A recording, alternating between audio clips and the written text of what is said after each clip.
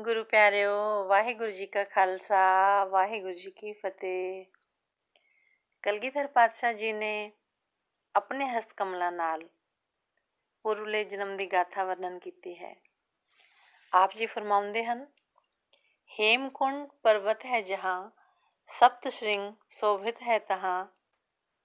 ओ पर्वत जिथे सत पर्वत दी चोटियां शोभायमान हन, तह हम अधिक तपस्या साधी। उस जगह ते बहुत तप किया।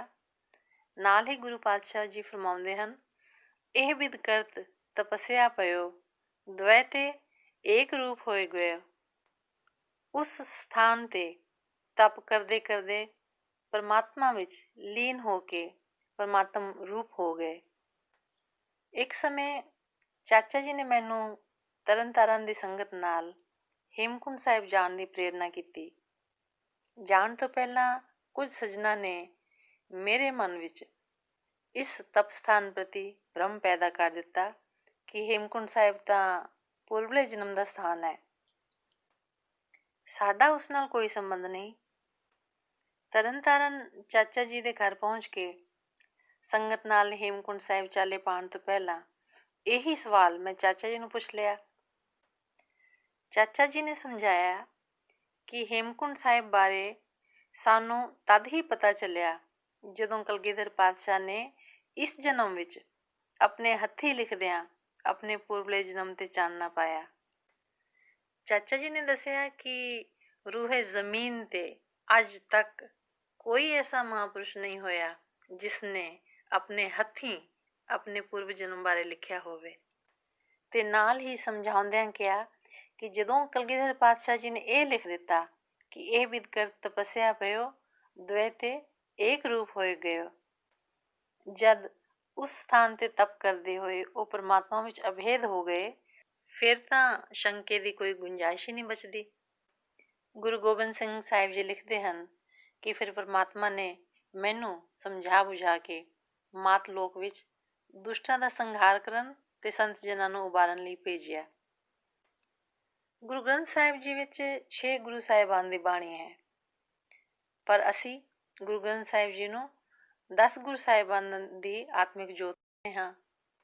गुरु गोबिंद सिंह जी दी आत्मिक जोत ही हेमकुंड पर्वत तो परमात्म रूप हो के फिर पटना साहिब विखे प्रकाशमान होई। मन विच किसी भी समय कोई दुविधा वाली विचार आउंदी है तां गुरु साहिब फरमाउंदे हन, जी की बिरथा होए सो गुर पै अरदास कर। अरदास करन नाल कारण कुनिंद परमात्मा कई तरीकिਆਂ नाल सानू समझाउण विच समर्थ ने। इस तरह चाचा जी ने दुविधा दूर कर दिती ते शंका रहित हो के जदों भरोसे नाल संगती रूप विच दर्शन करन लई गए तां बहुत ही आनंद माणिया। हेमकुंड साहिब बहुत ही रमणीक स्थान है। रस्ते दे ऐसे मनोहर दृश्य ने जिन्हां विचों लंघदियां रूहानियत भरे वातावरण नाल रूह आनंदित हो जाती है। हेमकुंड साहिब दा पहाड़ी रस्ता काफ़ी दुर्गम है, लगभग 19 किलोमीटर की चढ़ाई करनी पैंदी है। संगतां आपस विच मिलदियां वाहिगुरू जी का खालसा वाहिगुरू जी की फतेह गजाउंदियां चलदियां हन ते चारों तरफ बोले सोने हाल सत श्री अकाल दे जयकारियां दी गूंज सुनाई दिंदी है। संगतां दे हिरदे गुरु प्यार विच रसना ते सिमरन, चेहरिਆਂ ते खेड़ा ते चढ़दी कला नजरी पैंदा है। नज़दीक दे ही पिंड दे वसनीक भाई नंदा सिंह जी, जिन्हां ने बहुत लंबा समा हेमकुंड साहिब सेवा की, उन्होंने दसिया कि इस तपो भूमि विच बहुत सारे तपस्वी अनेक रूपों में बैठे तप कर रहे ने ते इस तपो भूमि विच फुल्लां दी घाटी ते होर अनेक किस्म दे कुदरती फुੱਲ इन्हां तपस्वियां लई महक खिलार रहे ने।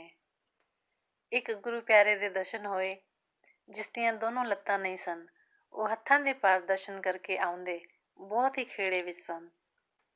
एक गुरसिख हेमकुंड साहिब जांदियां संगत विच नाल ही सन।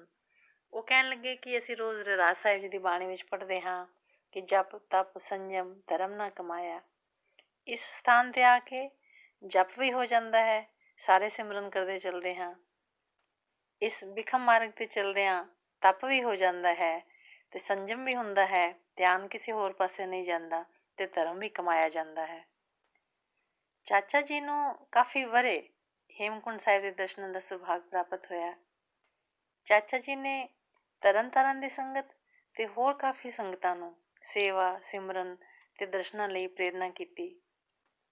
ਹੇਮਕੁੰਟ ਸਾਹਿਬ ਦੀ ਕਠਿਨ ਚੜ੍ਹਾਈ ਕਰਦਿਆਂ ਜਿੱਥੇ ਖਾਲੀ ਹੱਥ ਤੁਰਨਾ ਹੀ ਮੁਸ਼ਕਿਲ ਹੁੰਦਾ ਹੈ, ਚਾਚਾ ਜੀ ਜਲ ਦੀਆਂ ਭਰੀਆਂ ਬੋਤਲਾਂ ਲੈ ਕੇ ਰਸਤੇ ਵਿੱਚ ਸੰਗਤਾਂ ਨੂੰ ਜਲ ਛਕਾਉਣ ਦੀ ਸੇਵਾ ਕਰਦੇ ਸੀ।